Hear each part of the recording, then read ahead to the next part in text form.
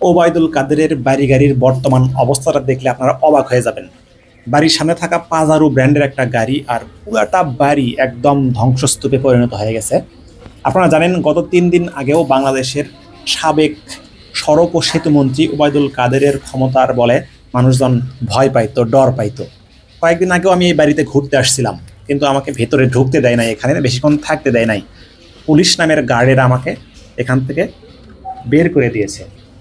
আজকে দেখেন সেই বাড়ির অবস্থাটা একবার দেখেন। এখান থেকে আমাদেরকে শিক্ষা নেওয়া উচিত, আল্লাহ ছাড় দেন কিন্তু ছেড়ে দেন না, ক্ষমতা চিরস্থায়ী না। গত 17 বছরে মানুষের মধ্যে থাকা ক্ষোভ এবং রাগের বহিঃপ্রকাশ ঘটিয়েছে গত 2-3 দিনে। তো দেখতেছেন ওবায়দুল কাদের সাহেবের এই বাড়ি গাড়ির অবস্থা। শুধু তাই না, তার বাবা মার নামে একটা পাঠাগার ছিল, সেখানেও দেখেন কি অবস্থা হয়েছে, সেগুলো একটু ঘুরে ঘুরে আপনাদেরকে দেখাবো।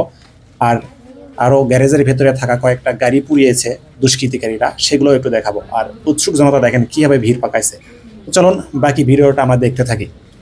এই পাশে এসে এখানে একটা সম্ভবত এক্স করলা গাড়ি ছিল, এখানে একটা পাশে অস্থায়ী একটা গ্যারেজ ছিল, গ্যারেজের মধ্যে থেকে নিয়ে এসে এখানে এটা জ্বালিয়ে দেওয়া হয়েছে। এক্স করলা গাড়িটার দেখেন অবস্থা কি, বর্তমান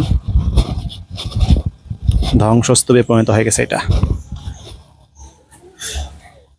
পুরাটাই গলে গেছে একদম পুরা, শুধু স্টিলের ফ্রেমটা বাকি আছে। এরকম একাধিক গাড়ি, অর্থাৎ 3টা গাড়ি সম্ভবত পোড়ানো হয়েছে। আমি যদি আপনার সামনের দিকে একটু নিয়ে যাই তাহলে আরো ভালোভাবে বুঝতে পারবেন। পাশেই ওবায়দুল কাদেরের মা বাবার নামে একটা গণপাঠাগার ছিল।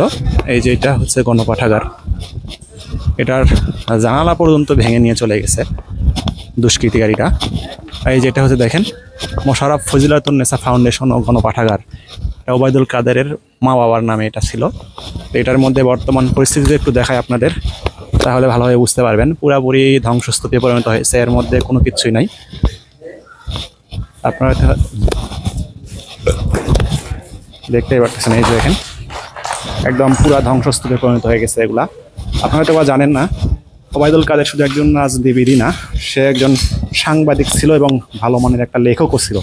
তার লেখা এবং গণ্যমান্য ব্যক্তিদের, লেখকদের, বড় বড় লেখকদের বই এখানে সংগৃহীত ছিল এই পাঠাগারে, গণপাঠাগারে। আর এটার বর্তমান পরিস্থিতি দেখলেই বুঝতে পারবেন যে এখানে কি চালানো হয়েছে। এই যে এখানে একটা পাশে হচ্ছে গাড়ি রাখার একটা গ্যারেজ, এর ভেতরে সম্ভবত একটা হাইস গাড়ি রাখা হয়েছিল।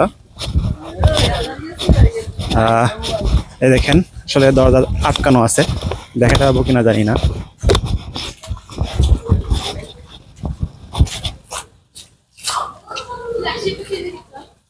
আসলে দেখা যাচ্ছে না গ্রিলের ফুটা দিয়ে। এর ভিতরে একটা হাইস গাড়ি রাখা আছে, সেটাও একদম ছাই হয়ে গেছে পুরে। তো এটাই হচ্ছে বর্তমানে সাবেক যোগাযোগ ও সড়ক মন্ত্রী ওবায়দুল কাদেরের বাড়ির পরিস্থিতি হয়ে দাঁড়াইছে। যারা যারা দেখলেন অবশ্যই লাইক, কমেন্ট, শেয়ার করে সবাইকে দেখার সুযোগ করে দেবেন।